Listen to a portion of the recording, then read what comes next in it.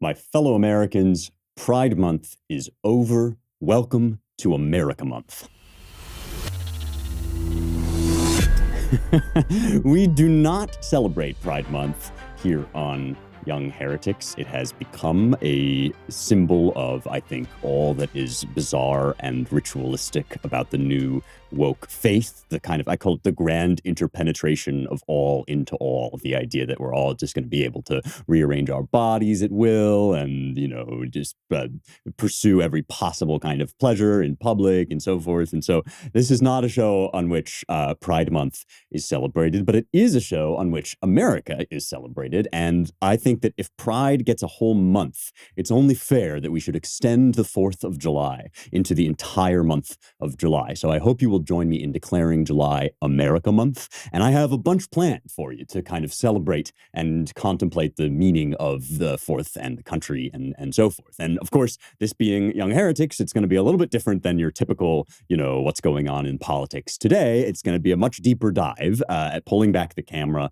thinking a little bit about the nature of this country in the history of the West, because one of the things that the classical education can do, remember this show, right, is, as I always say, it's the classical education that you didn't know you were missing. And I'm very specific about that because I genuinely think that until you get the benefits of a classical education, you don't know what you're missing. And so sometimes, I kind of blow over that slogan, but I really do mean it. I mean that we live in this country which represents in many ways the fruits of the best that has been thought and said in the West. Long centuries of argument and debate over how best to rule, what is just, right? What is a person? What is a human being? And what are his duties and rights to and from God? And these questions are not givens. It's not just common sense that we come to the right answers about them. Many bad answers have existed throughout history and continue to this day to exist. And many of them are on offer from the woke left. So what we're talking about is,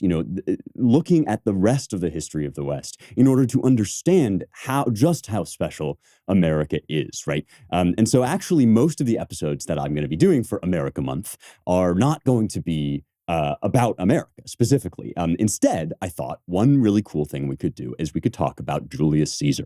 And why? Why are we going to talk about Julius Caesar, a name that I'm sure you've heard, even if you're not totally familiar with the history associated with him? Well, for one thing, it occurred to me that we're coming up on, I'd like to do another Shakespeare play. And I thought, it would be good to do Julius Caesar. But of course, once you do Julius Caesar, you enter into this incredibly momentous time in history. And Shakespeare's play, although it is a masterpiece, and we will be talking about it, right? There's so much more that can be said about Caesar, and there's so much more specifically that can be said about the fall of the Roman Republic, as compared to or related to the founding and the endurance of our republic. And so what I'm going to be building up to as I tell you a little bit about the person of Caesar and what happened at the end of the Roman Republic and Shakespeare's play and all of that, we're going to get to dig into all of that good stuff, which will be super fun because that stuff is just awesome. But then also, I'm going to talk about George Washington because my thesis is going to be, and remember, we're going a little bit more long-winded on this show, and that, we'll sort of explore through a number of different episodes. But the thesis throughout is going to be that George Washington is the inverse of Julius Caesar. He's the inverse image, which means that he kind of does everything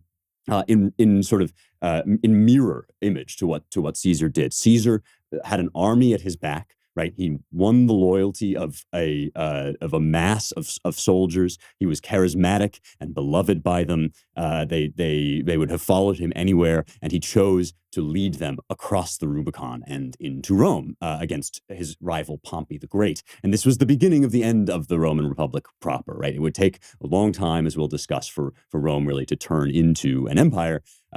But this was the beginning of it, was the crossing of the Rubicon, that famous point of no return. We still say cross the Rubicon. We're going to get into, what the actual history is there and what the meaning of it is. But Washington, in his final moments as, Grand General of the American Revolutionary Army, basically performed a feat of virtue unlike any other. And sometimes this has been minimized or people have kind of tried to explain it away, but it really was a magnificent act. And that's what we're going to get to talking about, is the choice that Washington made. And it was a choice not to seize control of the army for himself and his own gain, but rather to become first the president and then merely a citizen, to step down from the presidency after 2 terms, which was not prescribed, and which he made, he made a choice to do for specific reasons, which he talked about, and which others talked about and celebrated. And so this is going to be the month of meditating upon how incredibly lucky we are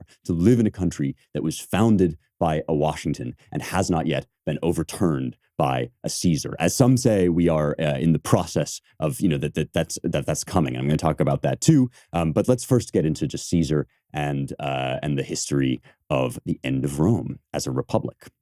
People buy so much junk on Amazon these days, and I'm guilty of this sometimes too, but the antidote for me is public goods. When you order something from public goods that it's not going to have a bunch of this sort of weird, creepy chemicals that they put in the water to turn the frogs gay or whatever. That's an Alex Jones joke, but that's not real. And seriously, though, there is a lot of really harmful stuff out there that comes from our sort of hyper-industrialized environment. And you got to watch out about what you put into your body. So public goods is a great, trustworthy brand where you can buy, they're healthy, eco-friendly, and innovative products, everything from coffee to toilet paper and shampoo.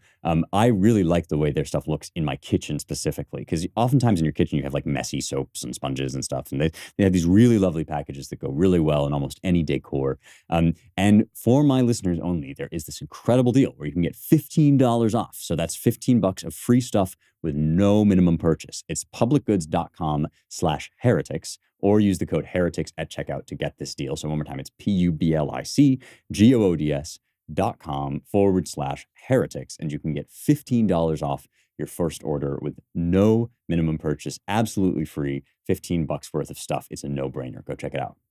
So some of the history that you need to know for background, we have actually covered a little bit on the show. Because remember a while back, if you're new, welcome, glad you're here. But you can maybe go back and listen to some episodes that we did about the Grocky Brothers. I read to you a fair bit from Plutarch's Life of Tiberius Gracchus and from Appian's History of the Civil Wars. And the point that I was making there is, how do you what happens to good men and ambitious men in a broken system?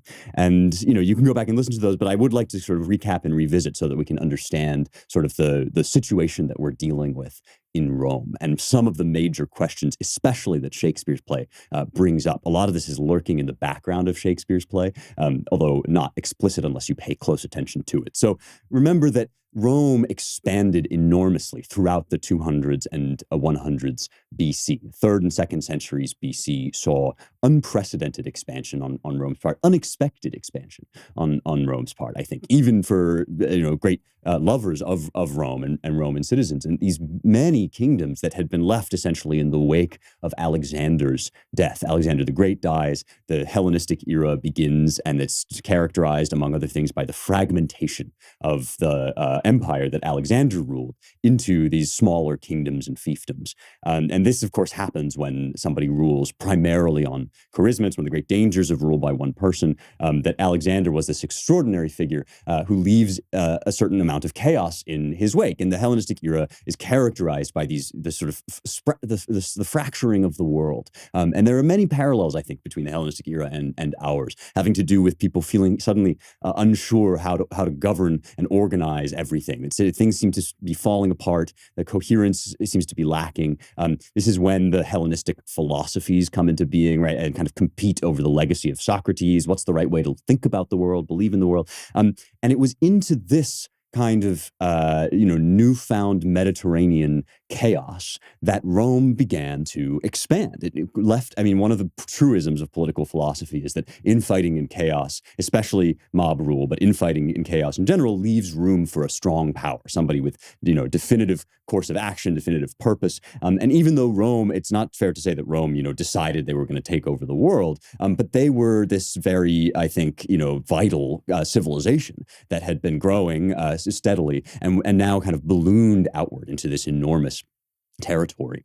And one of the challenges that this brought was suddenly there's all this new territory. And this would be forevermore afterward a source for concern about large republics, because the expansion of Rome was part of its fall as a republic. And the Baron de Montesquieu and any number of other political theorists in the lead up to our American Revolution were saying, well, you can do a republic in a city where it's possible for people to know one another and achieve some kind of stasis between the different social classes. But once you expand the territory, you need an iron fist to rule. You need somebody decisive to take over. And Madison in Federalist 10 was basically refuting the idea that Rome was fated to fall just because it was large, right? He's saying, no, actually, when you expand the sphere, when you get bigger as a country, you leave room for more local pockets of disagreement and compromise and sort of local communities. One of the major ideas behind the principle of federalism. But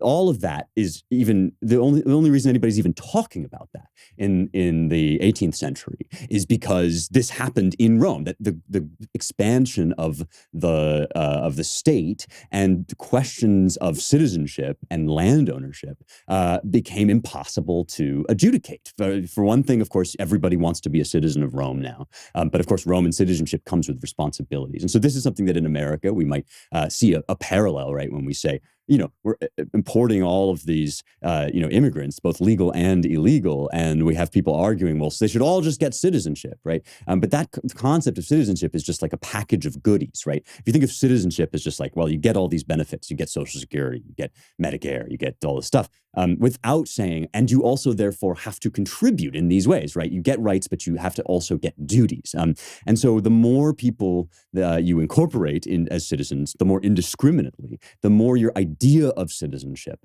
becomes attenuated, the more it starts to weaken. And you start to just think of citizenship as like a kind of a gimme package that you get from the state, right? So that's one thing that was causing trouble. And then the other thing was this question of land. So there was a law on the books that had been designed essentially to decide about how we're going to deal with all this new territory, right?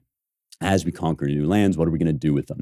And how are we going to distribute fairly and equally? And so everybody could own only a certain amount of land. That was the basic rule, right? We're going to distribute this land more or less equally among the citizens. And the citizens then are going to have room. The population can expand and we can have a kind of a middle class, what we would now call a middle class of yeoman farmers and so forth. And this is, again, an idea that is very important to America's growth and expansion as well. But in Rome, it was thwarted. It didn't work, and one of the reasons it didn't work is because of elite capture. So the rich and wealthy, who were obviously in it for their own gain, devised all of these workarounds, right? That they could just hoover up all of this land for themselves, and they did it with fake names, and they did it with with relatives that they sort of passed off as just other families that were actually theirs. There are all sorts of cynical cheats that they performed, but they ended up in a situation where you basically just have all of these different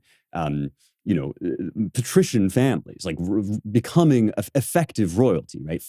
Hardening into an oligarchy. And the citizenry, especially the soldiers, right? The people who are fighting to get this land are finding it harder and harder to get any of it for themselves, right? They acquire it for Rome and then they're dispossessed of it upon their return home.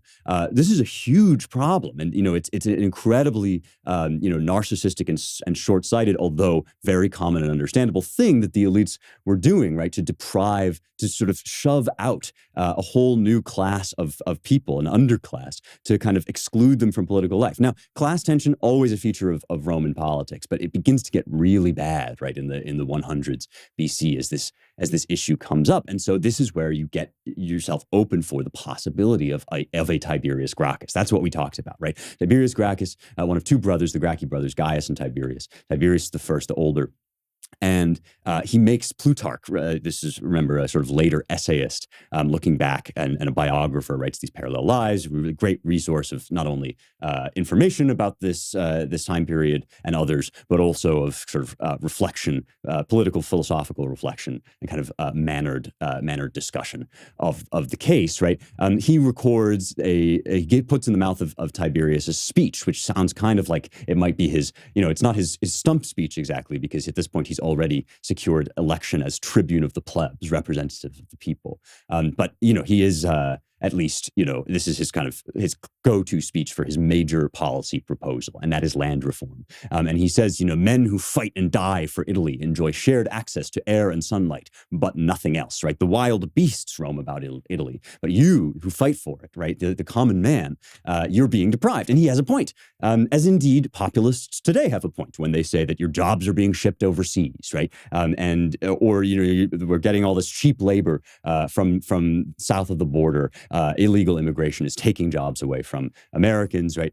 These kind of sentiments are not just about economics, although they are about economics. They're also about the sense that there is a ruling class that doesn't feel like it's like the common people have a right to be involved in politics or indeed to climb up the social ladder and so forth. There's no sense that you could have some place, some plot of land for your own. And Tiberius taps into that, just as, indeed you might say Donald Trump tapped into his own sense of populist angst, right? And so this is where you begin to retrench this basically class war, right? And much of our politics has now become a sort of class war. This happened with Trump. The whole thing about realignment, people talk about that, oh, well, we're realigning our politics. What it really means is that people are ceasing to have these like political platforms or parties that they're interested in and feel sort of associated with a certain way of life, a certain idea about the world, and a certain social class. And that's kind of what happens here. You get the some patricians, some nobles back Tiberius, who is himself an elite. He's not kind of a man of the people, but he comes to represent the people, again, much like Trump. And the elites that stand to lose, that have embroiled themselves in this land, pond, in this scheme for getting land, right? They oppose Tiberius furiously. They do not want to see the law about distribution of land enforced, and they raise some very serious objections, such as, I talked about this last time, right? You can't go back, right? How do you undo, just like when we talk about reparations, right? It's like once you start undoing past wrongs, you always end up doing new wrongs, because let's say that there's descendants of somebody that own this land, right? But their parents got it in this unjust way. Well, are you going to just take the land from this guy that never did really anything wrong? He just has this plot. And so these questions start to come up. But again, more fundamentally, you also have what Plato called the two cities, right? Remember in the Republic, we talked about this, that when a city becomes defined by its wealth disparities, right? Then you have two cities at least warring within one another. And that is why things turn violent around Tiberius, right? In Tiberius's day, 133 BC, after he has himself played a little fast and loose, right? He stands for re-election, which he's probably not supposed to do. More detail in these other episodes about this, but 133 BC, he's putting forward his re-election campaign and his land proposal, and there is a riot, and he's killed by his patrician opponents, and he's clubbed to death. In fact, it was very brutal. And this is Appian, whom I read to you from Appian recently, right? That he said there was no civil slaughter in Rome. He said even if all of this class tension existed, even if they fought very hard about it, even if there were rebellions that led to the sort of liberalizing of the Constitution or the expansion of the citizenry, nevertheless, there was no civil slaughter until Tiberius became the first victim. And so for him, for Appian at least, that's the beginning of the end, right? Looking back, at least, this is where we opened the floodgates. Because once you admit on principle that violence is an effective way to solve political problems, you've basically begun a revolution, whether you intended to or not. It's a crisis of legitimacy. Tiberius' brother Gaius, who's even more aggressive as a reformer, he basically tries to upend the Roman Constitution and propose a new one, and he too is killed. There follows a bloody century, a really not good times in Rome, including Sulla, right, who takes over as dictator and kind of tries to reimpose order. And one of the things that Plutarch says, and I haven't read this part to you before, but in his life of Caesar, as he's explaining, because remember, we're talking here about the situation into which Caesar walked. In his life of Caesar, Plutarch talks about the fact that as that Appian was kind of right. Once you started killing people over politics, you had turned corruption, which always exists, you had turned corruption into the basic operating system, just the expected procedure. And people no longer trusted the rhetoric of the state that this was an election process and we live by rule of law and so forth. That all looks like a sham for power politics, for class warfare, and for violence and bribery. Because bribery happened openly, says Plutarch in Life of Caesar, in his Life of Caesar. And he says that, the intelligent observers, those who had nous, which is the mind, right? Those who knew things, they would be happy if nothing worse than a monarchy resulted from this deranged state of affairs.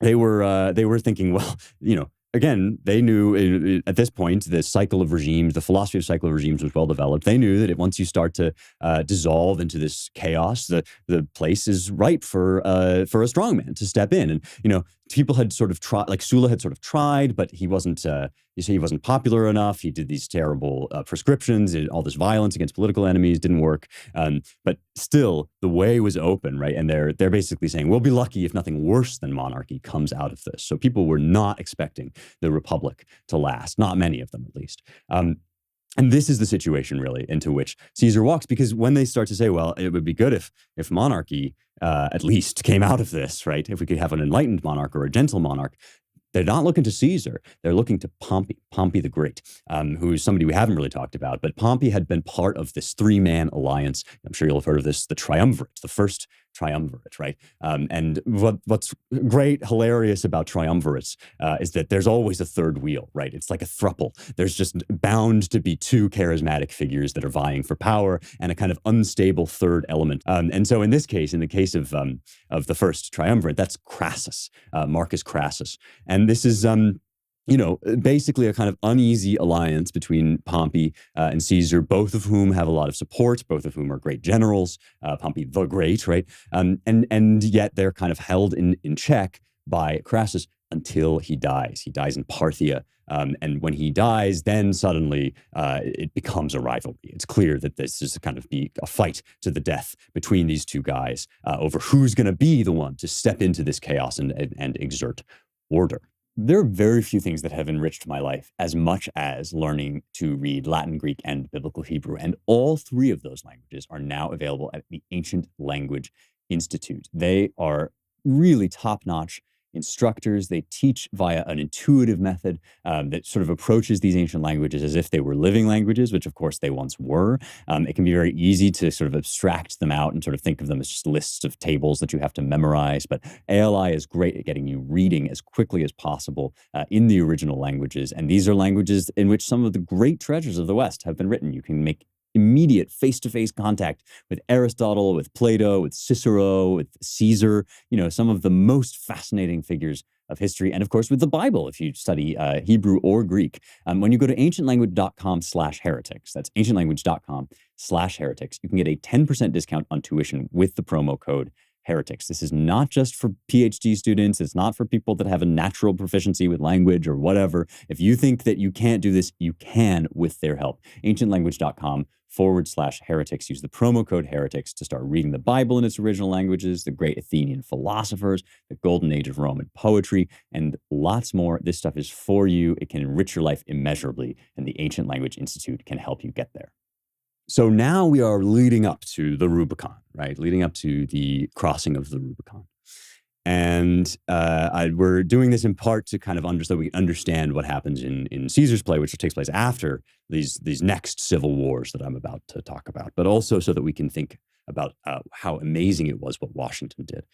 Because what happens with Caesar is he gets appointed governor. The governor is an unelected position that administers a province. And the provinces, right, are how the Roman state administers these new territorial acquisitions. And you have Transalpine and Cisalpine Gaul, both of which Caesar is eventually in charge of, some of the most contentious and difficult areas, sort of to the north and to the west of Italy and Rome, across the Alps, and then also to the west and sort of into what's now France. And so Caesar is basically given this governorship to subdue these many warring tribes, which he does with spectacular aplomb. I mean, for almost 10 years, he's in these territories, gathering one after another. The army comes to love him. He's an incredibly riveting figure. He had what was probably epilepsy, although some people have said it was something else, like maybe strokes or something. But he had some sort of, fainting sickness, which is mentioned in Shakespeare's play. And yet he had lived this very spare life that Plutarch sort of talks about, how he used that fainting sickness as not as an occasion to retire from life, but as a reason to really keep a tight control over his diet, over his exercise. And, he was like a Chad. He was a philosopher king Chad, sort of, although maybe the philosopher part, not so much, as we're going to get into. But he was incredibly charismatic military ruler. And it's a very dangerous situation when, on the one hand, you have a state that is facing a crisis of legitimacy, bleeding public trust, right? And on the other hand, you have somebody who gains the devotion and loyalty, an individual who gains the devotion and loyalty of the military.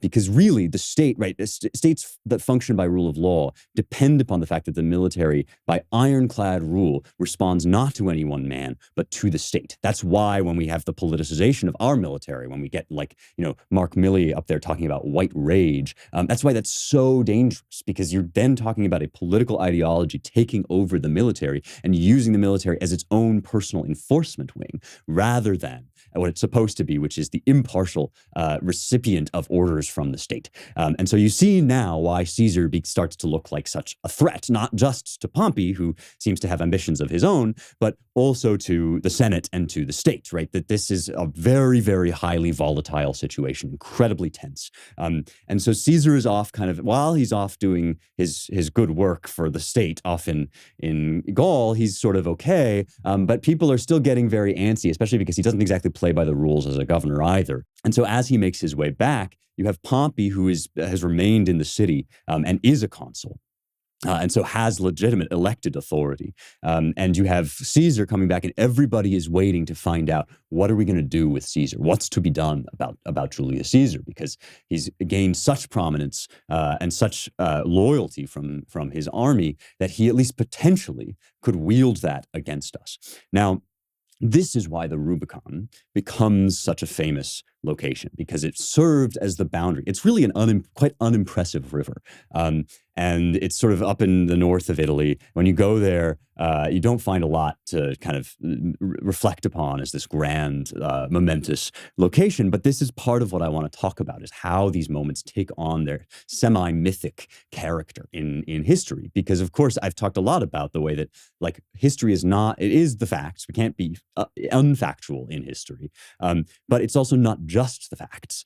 There's always a sense of, incorporating what it was like to be there and what the consequences and the significance of each event was. And the Rubicon is a perfect test case for illustrating this, because what the Rubicon is it is the boundary line between Gaul and Italy proper. And Italy proper is where Rome is. And therefore there is a fundamental rule that no unelected magistrate shall lead an army in Italy. The consuls lead the armies in Italy. Those elected magistrates, they lead armies in Italy. If you do otherwise, if you lead an army without election by the people, you are in the most severe possible violation of the Roman constitution. It's a declaration of war to lead your army. So the cities on either side of the Rubicon are Ravenna, which is on the far side, and what is now called Rimini, or Ariminum in the Latin. And so the question is, Caesar's got his army, he comes to seek election, and what is he going to do? What's going to happen? Because Pompey, of course, is demanding that he disband his army. And this, on the one hand, very much on its face, legal. That's what he ought to do, right, according to the rules. Caesar, however, is demanding that Pompey, if I'm going to disband my army, you have to disband your army at the very least. Why? Because he thinks that Pompey is just trying to neutralize him and take control for himself. And Pompey would have sort of good cause, good ways to do this because of some of the things that Caesar would have to stand trial for over the course of his governorship. And when we talked about the Gracchi, we talked about what it means when there's no place for ambitious men to do right by the state. And that is also a very dangerous social situation. Gracchus, both Gracchi, Tiberius and Gaius, both, incredibly ambitious, and very gifted individuals, right? And capable of noble things. But as we've said again and again now, if you don't shape your noble youth, this is part of Republic Book 6 as well. If you don't shape your noble youth toward the good, they will inevitably become the most powerful possible force for evil. And so Caesar, we see in Plutarch's biography of Caesar, this sense, he goes to visit the grave of Alexander, and he has this incredible emotional response to Alexander and to what he accomplished when he was so young. And it's obvious that, out there in the provinces, in this kind of wilderness, Caesar has space to kind of do himself, to do his thing, to achieve greatness. And he feels cabined in and constrained by all of these, these rules that are kind of a sham, the state that, is kind of sclerotic, and the Senate that's sort of feckless. And so you can see how a man like that would fall prey to ambition, which is essentially what the analysis becomes. In retrospect, that he was prey to his ambition, not just that he had healthy ambition, but that ambition took him over and overruled the right, which, again, understandable in a situation where the state has already decayed to the point that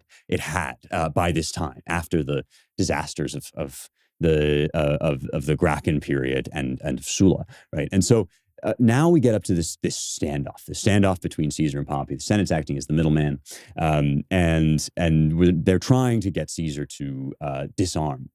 But they have this problem, which is that Caesar suspects that he's basically being he's being led down the garden path so that he can let his guard down. And so now let's read a little bit from Caesar's own account of this confrontation, because I think it's really illustrative and interesting when we come to talking about that fateful choice to cross the Rubicon, to bring an army into Italy, right? And of course, crossing the Rubicon would be fine if he had disbanded his army. But the real thing is crossing the Rubicon at the head of your army, which is a declaration of war. So let's read from the beginning of Caesar's civil wars. He writes his own account of the Bellum Civile, or Civile, depending on how you pronounce your Latin. And so here's Caesar, chapter 6, book 1 of the Civil Wars. And remember that if you don't know that, Caesar refers to himself always in the third person. So you'll hear a lot about Caesar did this, Caesar did that. He has this very kind of lapidary style in Latin, very simple prose, very terse. And he was a big sort of ardent defender of kind of Latinitas, the classic Latin idea of just Latin without any frills. So here's Caesar. He says, during the succeeding days, the Senate is convened outside the city. Pompey repeated the same things which he had declared through Scipio. He applauded the courage and firmness of the Senate, acquainted them with his force, and told them that he had 10 legions ready, that he was, moreover, informed and assured that Caesar's soldiers were disaffected, and that he could not persuade them to defend or even follow him. Motions were made in the Senate concerning other matters, that levies should be made through all Italy, that Faustus Sulla should be sent as propraetor into Mauritania, and money should be granted to Pompey from the public treasury. It was also put to the vote that King Juba should be honored with the title of friend and ally, but Marcellus said that he would not allow this motion for the present. Philip, one of the tribunes, stopped the appointment of Sylla. The resolutions respecting the other matters passed. The provinces, 2 of which were consular, the remainder praetorian, were decreed to private persons. Scipio got Syria, Lucius Domitius Gaul, Philip and Marcellus were omitted from a private motive, and their lots were not even admitted. To the other provinces, praetors were sent, nor was time granted as in former years to refer to the people on their appointment, nor to make them take the usual oath and march out of the city in a public manner, robed in the military habit and offering their vows, a circumstance which had never before happened. Both the consuls leave the city, and private men had lictors in the city and capital, contrary to all precedents of former times. Levies were made throughout Italy, arms demanded, money expected from the municipal towns, and violently taken from the temples. All distinctions between things human and divine are confounded. And so you see this remarkable kind of rhetoric that Caesar engages in, right? That he just talks as if he's speaking in this neutral manner, but of course he's portraying Pompey as effectively a usurper, right? That he applauded the courage and firmness of the Senate, but that's just flattery because he's also acquainting them with his force, right? And so, but also we have this claim on the table, and there's an interesting depiction here of like we're kind of doing all this senatorial business, making these assignments, voting on these resolutions, and so forth, at the same time as the city is collapsing, burning to the ground, essentially, not literally, but everything is falling apart. All the distinctions between human and divine are confounded. What is Caesar going to do? Well, the next chapter, he says, these things being made known to Caesar, he harangued his soldiers. He reminded them of the wrongs done done to him at all times by his enemies, and complained that Pompey had been alienated from him and led astray by them through envy and a malicious opposition to his glory, though he had always favored and promoted Pompey's honor and dignity. He complained that an innovation had been introduced into the Republic, that the intercession of the tribunes, which had been restored a few years before Sylla, was branded as a crime and suppressed by force of arms, that Sylla, who had stripped the tribunes of every other power, had nevertheless left the privilege of intercession unrestrained, that Pompey, who pretended to restore what they had lost, had taken away the privileges which they formerly had, that whenever the Senate decreed that by the magistrates should take care that the Republic sustained no injury, by which words and decree the Roman people were obliged to repair to arms, it was only when pernicious laws were proposed, when the tribunes attempted violent measures, when the people seceded and possessed themselves of the temples and eminences of the city. And these instances of former times, he showed them, were expiated by the fate of Saturninus and the Gracchi, that nothing of this kind was attempted now, nor even thought of, that no law was promulgated, no intrigue with the people going forward, no secession made. He exhorted them to defend from the malice of his enemies the reputation and honor of that general, under whose command they had for 9 years most successfully supported the state, fought many successful battles, and subdued all Gaul and Germany. The soldiers of the 13th Legion, which was present for the beginning of the disturbances, he had called it out. His other legions, not having yet arrived, all cry out that they are ready to defend their general, the tribunes of the commons, from all injury. So it turns out Pompey is wrong. His soldiers are not disaffected. They're very much ready to go with him, to follow him wherever. And he records this very moving speech, right? And this speech is essentially, it's like who perverted the Constitution worse, right? And it's taking place in a context where the Constitution is basically, there was no parchment document, right? But it's basically on fire. If there had been a parchment document, it would have been on fire. And so they're basically both saying to each other, "You're illegitimate. No, you're illegitimate." And this is how the whole thing basically starts to fall apart. That Caesar has this army at his back. He's accusing Pompey of all these different things. Pompey's accusing him of all these different breaches of trust. But really, at heart, right, the question is he going to cross or not? And here's how he describes, this is from chapter 8. He says, having made himself acquainted with the disposition of his soldiers, right after that speech, right, having made himself acquainted with the disposition of his soldiers, Caesar set off with that legion to Ariminum. Now, what do we notice about this? There's no mention of the Rubicon. This is, a complete, just like, I don't know, it's burying the lead at the very least, right? He's in Ravenna. He goes to Ariminum. He's made this big speech to his soldiers. He goes to Ariminum. It's war, right? And yet Caesar kind of portrays it, at least, as if this was just one stage that they then continued to negotiate, and there were some other proposals made that maybe, they should both decamp, but Caesar should disband his army and Pompey should not. Well, that's not equitable. And so the Rubicon, the famous Rubicon moment, the Rubicon crossing, in Caesar's account of this momentous moment, there is no Rubicon moment. It doesn't show up. And this is something really important, both about how Caesar's trying to portray this, right? He's trying to say this was simply the next in a logical course of actions. Well, they wouldn't listen to my warnings. They wouldn't do this. They wouldn't do that. While at the same time, right, he's taken this explosive action that will echo throughout all of history. And so the question becomes, did he have another choice? Was there anything else that he could have done? Was this simply just the way history was moving, the cycle of regimes? Machiavelli says that when class conflict exacerbates itself to such an extent that those in power do everything they can to keep power, right? In his commentaries on Livy, Machiavelli says it's the people in power, the oligarchs, right? The elites that are most dangerous when they try to take over because they'll stop at nothing, and they create this resentment in the lower classes, and that destroys public trust, public faith, and public friendship.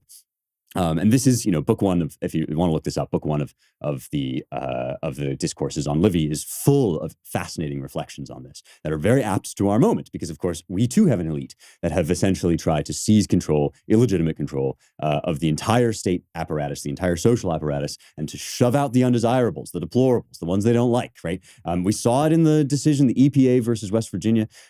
You saw Elena Kagan in her dissent saying, Congress is really just doesn't know enough to rule effectively in all these areas, all these many, many areas. We need bureaucrats. We need experts. The very Wilsonian progressive idea. And of course, what it means is the people I don't like aren't competent to elect people who are themselves competent to hear from experts and then make decisions on their own.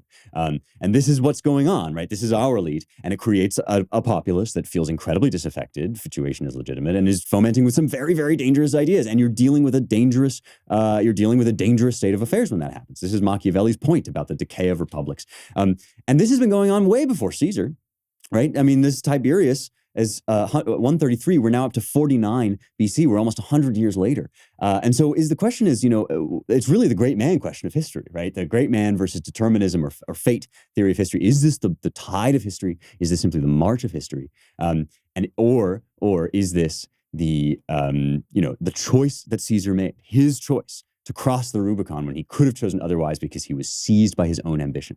And that is where the Rubicon story begins to take on its character and significance. So it's not impossible that, in fact, what I'm about to say is very much word of mouth, what Caesar did and what happened. What I'm not saying is like Caesar never had a moment when he crossed the Rubicon. What I'm saying is he doesn't talk about it. He does not portray it as this grand moment because he wants to portray himself as simply going where he had no choice but to go. Right? He just wants to say, this is what's going on. This is what was happening. The state had lost legitimacy. Pompey was basically trying to neutralize me as a political opponent. It was all a ruse. And what could I do but take that next step, right?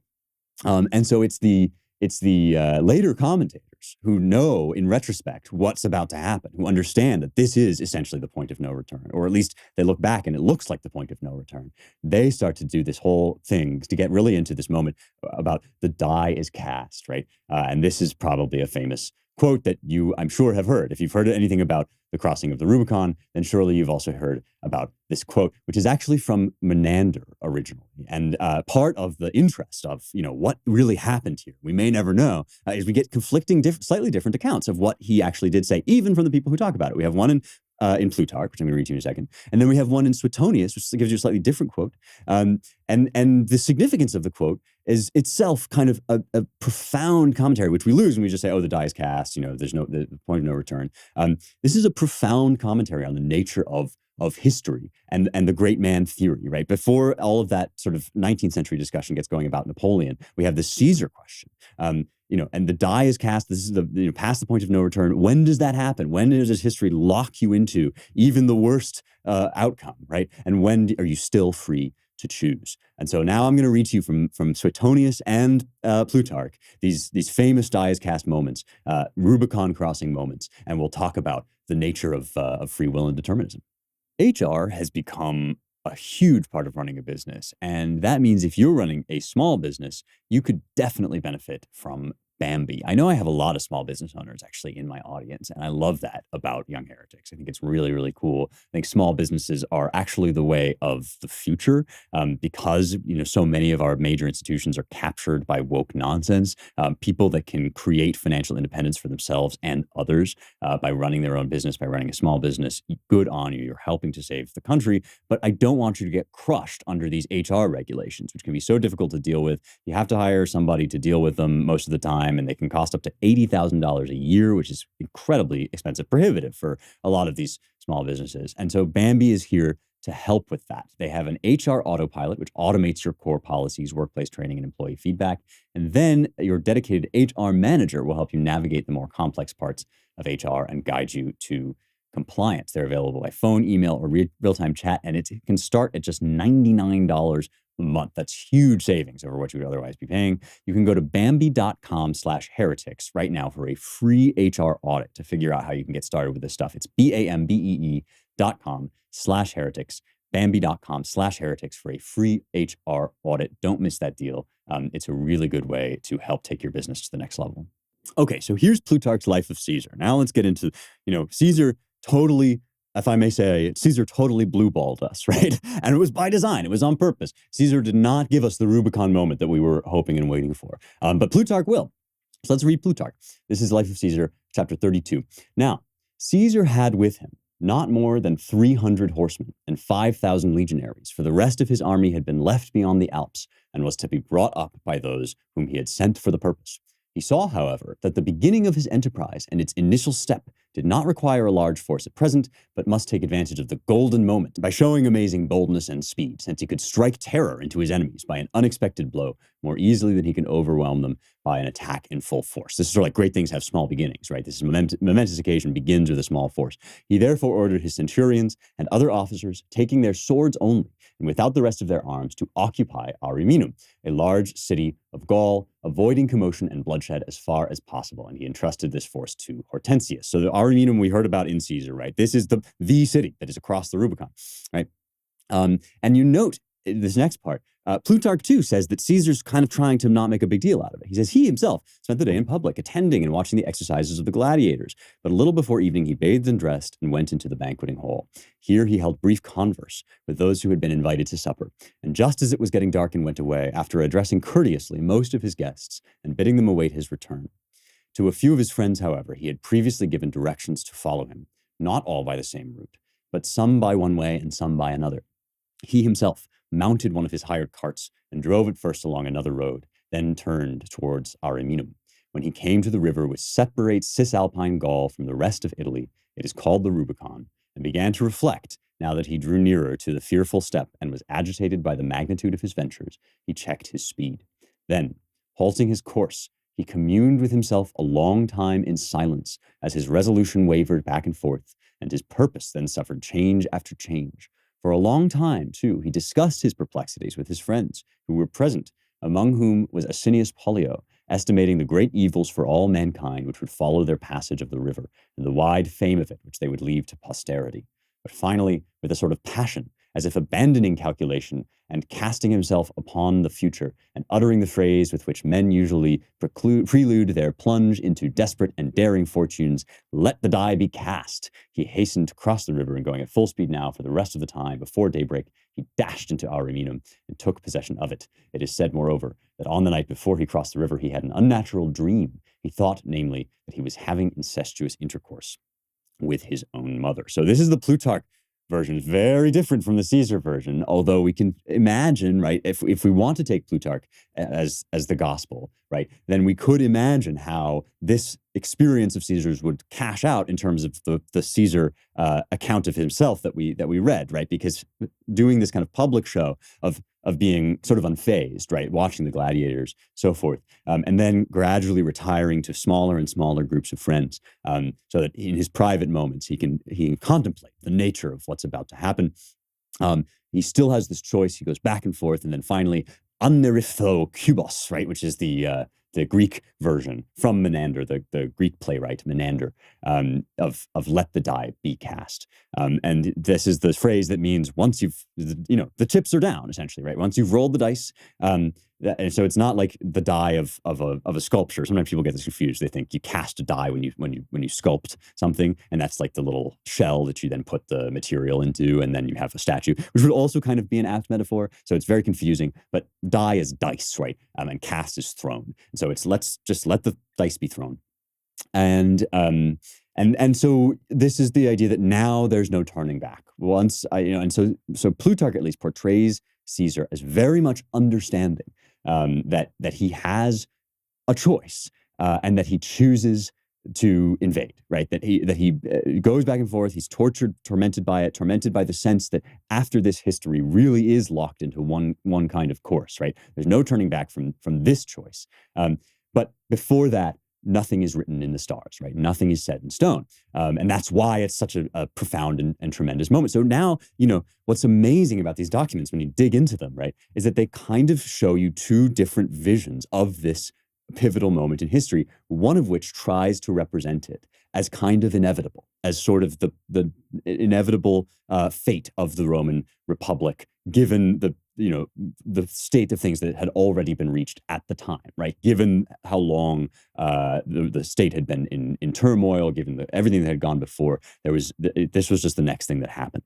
And the other one is a great man depiction, right? Is like this is the the man who made that choice. And perhaps he could have chosen otherwise, right? Perhaps he could have turned back. Perhaps he could have sacrificed his own interests in hope of restoring the state. Perhaps even he could have, overtaken the state and then handed over power, right?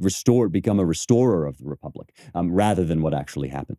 And so this is like, these it's easy to kind of read these stories and think, well, this is whatever, it's just the history we all know. But in fact, they're incredibly profound, especially when you compare them, reflections upon the nature of our lives, which are still incredibly troublesome to us, right? Because I hear all the time from you guys, is it too late? Is it too late for America, right? When are we doomed?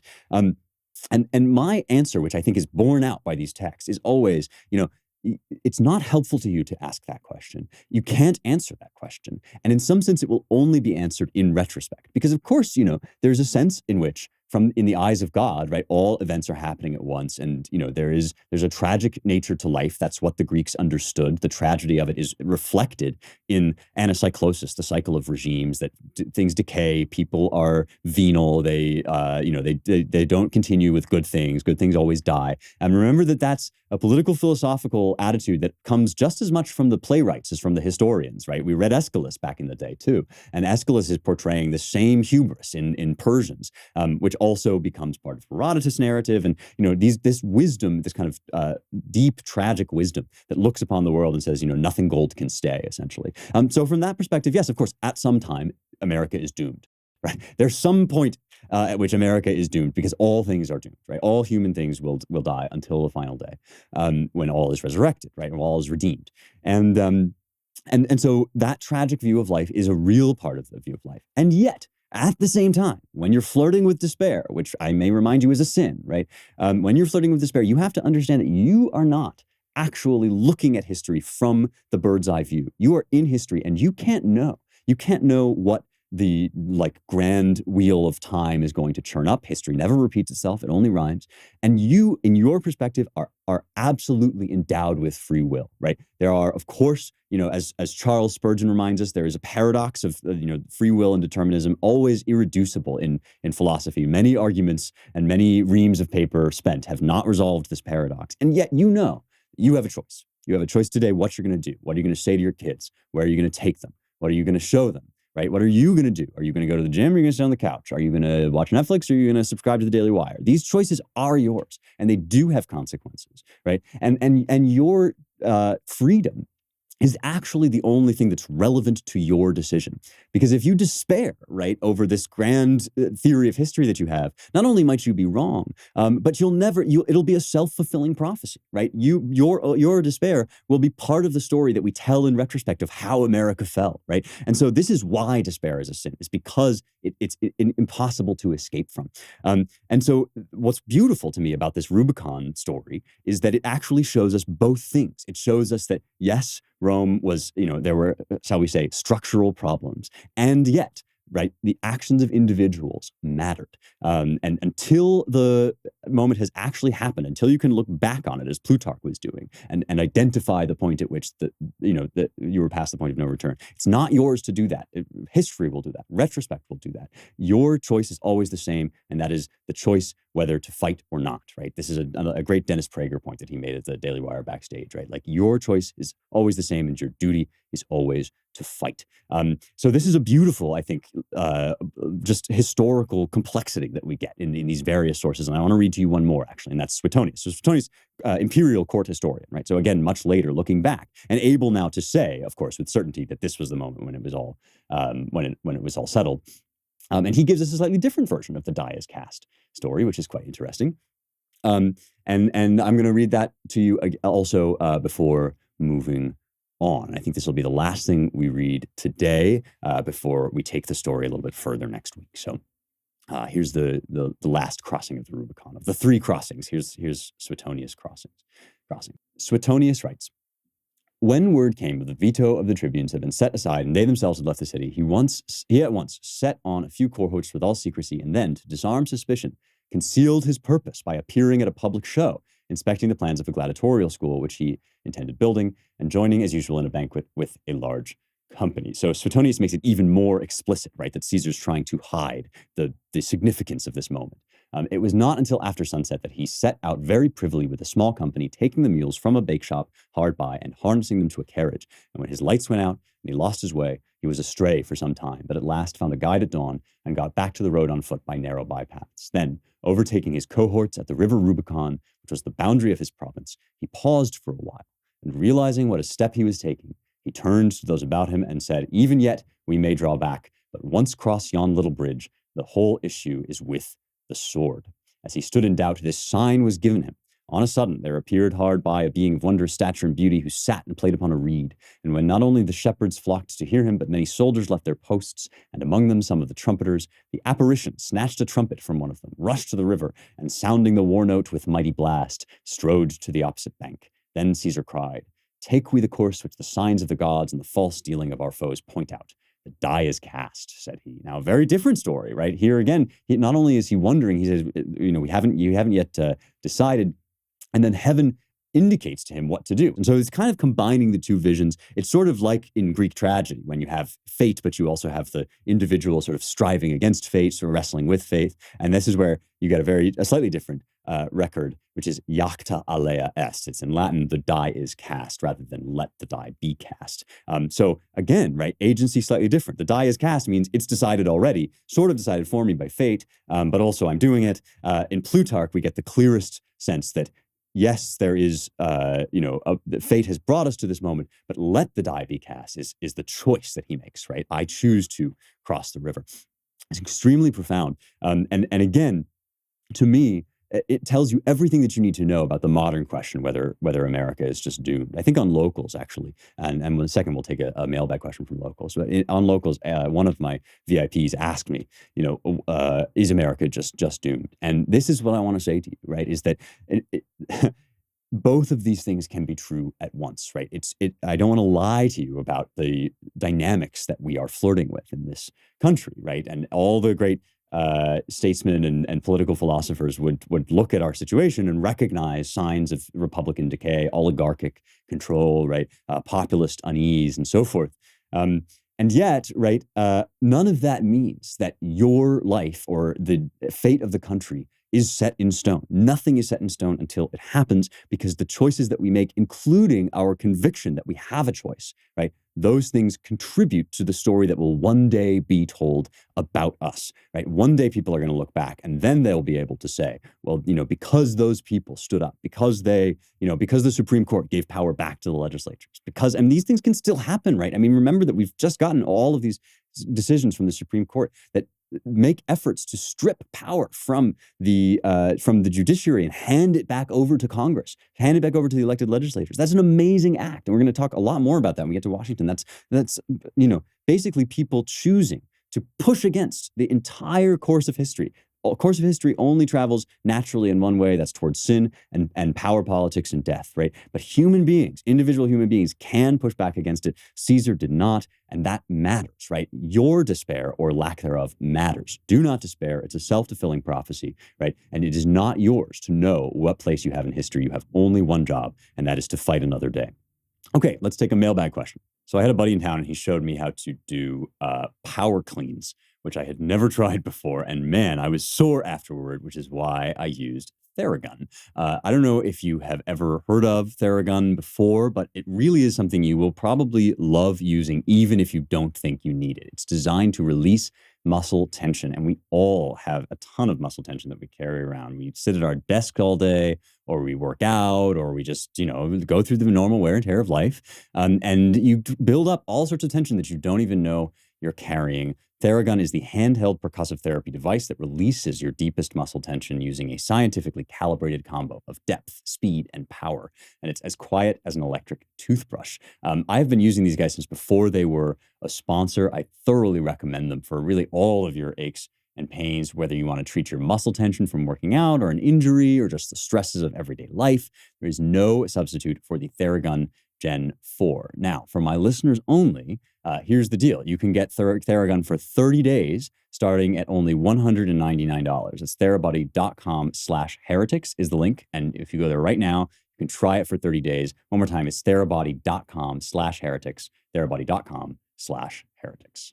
Mailbag questions come to me on Locals, which is a VIP community. So when you go over to youngheretics.com/locals, there is just a wonderful group of folks that are puzzling things out together in real time, having to do with, so, okay, look, this show, I love doing the show with you. I love talking with you about these, famous moments. I mean, when you talk about, like, when you're dealing with Rome, the fall of Rome and the Rubicon, it's like, it just doesn't get better than that. You could talk about it forever. There's so much to say. But there's so much to say also about our lives, right? And so one of the great things about Locals is that as a VIP, you can kind of tell me a little bit about, like, what's going on with you. We do live streams every Friday. People ask me, like, questions about their lives and how to interpret them in light of some of these big ideals. That's also part of why I wrote my book, How to Save the West. But it's also, Locals is really the place to go if you want to take this stuff further, take this knowledge deeper into your own life. And so here's a question from Jet.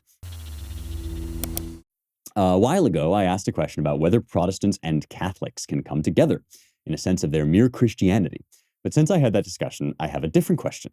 Do you think it's worth talking about the differences of Protestants and Catholics, even in an attempt to help them see the things they agree on? To my knowledge, C.S. Lewis never talked about the divisions within the church at all. I read somewhere that someone asked him about what he thought about the differences between the high and low church, and he replied something like, "Don't ever talk to me about that again."